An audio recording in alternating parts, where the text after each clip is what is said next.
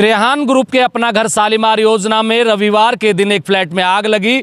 सबसे महंगे फ्लैट में आग लगी, उसकी लपटें जो उठी उसका अलवर प्रशासन तो जवाब नहीं दे पाया, लेकिन इनकम टैक्स के पास में उस आग की लपटें पहुंची, उसकी तपिश पहुंची। तो आज सुबह 6 बजे से लेकर दोपहर के 12 से 1 बजे का समय हो गया है। त्रेहान ग्रुप और अपना घर शालीमार की तमाम योजनाओं के तमाम ऑफिसों पर अलवर, राजस्थान और राजस्थान के बाहर जितने भी इनके ऑफिस है सब पर एक साथ 25 से 30 टीमों ने रेड डाली है, जिसकी कार्रवाई अब तक चल रही है। कार्रवाई में क्या निकल कर आएगा इसका खुलासा तो इनकम टैक्स के अधिकारी जब प्रेस को संबोधित करेंगे तब बताएंगे, लेकिन उससे पहले संडे के दिन लगी आग की वजह क्या रही, अलवर प्रशासन ने क्या किया और अपना घर शालीमार योजना किस तरीके से लोगों को लूटने पर लगी हुई है, ये कई सवाल हैं जो अलवर प्रशासन से जनता जानना चाहती है। संडे के दिन आग लगी महंगे फ्लैट में, जिसकी कीमत 70, 80, 90 लाख या 1 करोड़ के पार भी जा सकती है। उस फ्लैट में आग लगी। आग के कारणों का अब तक ना तो प्रशासन कुछ ठीक ढंग से बता पाया है, ना ही त्रेहान और अपना घर शालीमार योजना के डायरेक्टर अशोक सैनी ने बताया है कि आग किन कारणों से लगी और आग से कितना नुकसान हुआ। लेकिन उस सोसाइटी के जिस फ्लैट में आग लगी है उसके एक मालिक जो एडवोकेट हैं पेशे से, उन्होंने त्रेहान ग्रुप और अपना घर शालीमार योजना के डायरेक्टर अशोक सैनी पर एक मुकदमा जरूर दर्ज करवाया है कि आग का कारण शॉर्ट सर्किट रहा। शॉर्ट सर्किट इसलिए रहा कि उन फ्लैटों में जो वायर लगी है वो बेहद कमज़ोर है, जो इतना करंट वहन नहीं कर सकती थी, और स्विच में स्पार्क होने की वजह से जब वो लोग घर पे नहीं थे, उनका एक डॉगी घर पे था, आग लगी और आग इतनी बेकाबू हुई कि आसपास के कई फ्लैटों में उसकी लपटें देखी गई। हमने वो खबर भी की थी, लेकिन उसके बाद में जब हमने सच्चाई से अवगत होने की कोशिश की, फायर एनओसी के बारे में जब फायर अधिकारी से, अग्निशमन अधिकारी से पूछा तो उन्होंने कहा कि इन्होंने फाइल लगा रखी है, लेकिन फायर एनओसी अब तक नहीं मिली है। बिल्डिंग कंप्लीट होने के बाद जब हमने यूआईटी से पता किया कि क्या इस बिल्डिंग को, जो अमृत कलश योजना है, इस बिल्डिंग को कंप्लीट होने का सर्टिफिकेट आपने जारी कर दिया, तो उन्होंने कहा कि हमने अभी तक कंप्लीट होने का सर्टिफिकेट जारी नहीं किया है। तीसरा सबसे अहम सवाल कि वहाँ पर सुरक्षा की दृष्टि से जो इक्विपमेंट होने चाहिए वो कहाँ है, और सबसे अहम सवाल कि जितने भी लोग वहां रह रहे हैं अमृत कलश योजना में किसी के पास भी उन फ्लैटों की रजिस्ट्री नहीं है। एसटीपी की बात करें तो वहां हर रोज गटर के पानी को उठाने के लिए एक टैंकर आता है, जो उठाकर उस गंदे पानी को शालीमार योजना के नज़दीक खाली जगह पर डालकर आ जाता है।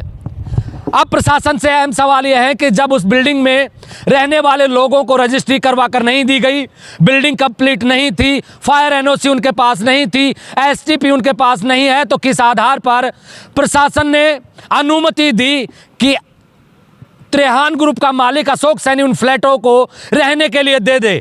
अगर उसने सरकार की बिना अनुमति, प्रशासन की बिना अनुमति के लोगों को वहां रहने दिया, तो 4 दिन के बाद भी उन पर क्या कार्रवाई की गई, इसका भी जवाब जनता जानना चाहती है। सबसे बड़ी बात कि शालीमार की अगर बात करें तो शालीमार में इतने बड़े बड़े कांड हैं जिनका खुलासा अगर करने लगे तो इस शालीमार योजना पर हर करोड़ों का मुकदमा दर्ज हो सकता है। जहां ग्रीनरी के नाम पर जगह छोड़ी जानी चाहिए थी, वहां बड़े बड़े मॉल, स्कूल बना दिए गए, मंदिर बना दिए गए, ताकि कल को कोई उन मॉलों को या उस मंदिर को कोई तोड़ने आए तो धार्मिक भावनाएं भड़के। और जो ग्रीनरी का एरिया था उस पर अशोक सैनी ने लाखों रुपए वर्ग गज के हिसाब से उस जमीन को बेच दिया है। इसके अलावा लोग यहाँ के कहते हैं कि यहाँ आवारा कुत्तों से ज़्यादा आवारा लोग घूमते हैं। चोरी चकोरी का सिस्टम इस कदर है कि कब क्या किसका क्या चोरी हो जाए कुछ पता नहीं चलता। सिक्योरिटी के नाम पर सब कुछ जीरो है। सीसीटीवी कैमरे की व्यवस्था की बात करें तो कहीं भी प्रॉपर तरीके से सीसीटीवी कैमरे नहीं है। साफ सफाई की बात करें तो साफ सफाई से इससे बेहतर तो सबसे गंदी जो शहर की गलियां हैं वो नज़र आती हैं। वहीं अगर फ्लैटों की बात करें तो जिन लोगों ने आज से 10 साल 15 साल पहले फ्लैट खरीदे थे, उन फ्लैटों की अगर आप जाकर आज हालात देखें, उनका दीवार का चूना झड़ने लगा है, फर्श टूटकर बाहर आने लगी है, किचन का जो सामान है वो टूटने लगा है। बावजूद इसके लोगों से हर महीने 3 से 4 हज़ार रुपये मेंटेनेंस शुल्क लिया जाता है। लोग ये भी कहते हैं कि मेंटेनेंस शुल्क के नाम पर जो पैसा लिया जाता है उसका सिर्फ 1% हिस्सा ही मेंटेनेंस के ऊपर खर्च किया जाता है। बाकी का सारा पैसा यहाँ का जो मैनेजमेंट है वो डकार जाता है। इस आधार पर लोग ये कह रहे हैं कि कई करोड़ों का मेंटेनेंस के नाम पर किया उगाया जाने वाला पैसा यहाँ का बिल्डर और यहाँ का जो मैनेजमेंट है अपने ऐसो आराम में लगा रहा है। यूआईटी करे तो यूआईटी जहाँ अपनी कॉलोनी काट कर 10 से 20 साल लगा देती है कॉलोनी को बसाने में, वहीं जब शालीमार योजना की बात आती है तो इतना प्रेम दिखाया जाता है कि कई महीनों में काम होने वाला काम कुछ घंटों में करके दे दिया जाता है। इसलिए ये कॉलोनी, इसलिए सोसाइटी अलवर की सबसे बड़ी सोसाइटी है, जहां पर 10,000 से ज़्यादा फ्लैट हैं, लाखों लोग यहाँ रह रहे हैं, लेकिन सुविधाओं के नाम पर जीरो है। अगर जिस तरीके से बीड़ा और यूआईटी के जो नॉर्म्स है अगर उनके तहत बात की जाए तो इस सोसाइटी को अब से कई महीनों पहले या कई साल पहले बंद कर दिया जाना चाहिए था। कई करोड़ों का इस पर जुर्माना लगा दिया जाना चाहिए था, लेकिन अब तक कुछ भी नहीं हुआ।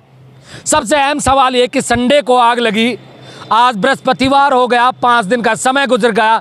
यूआईटी के अधिकारी और कर्मचारियों के पास इतना समय नहीं था कि एक नोटिस भेज देते।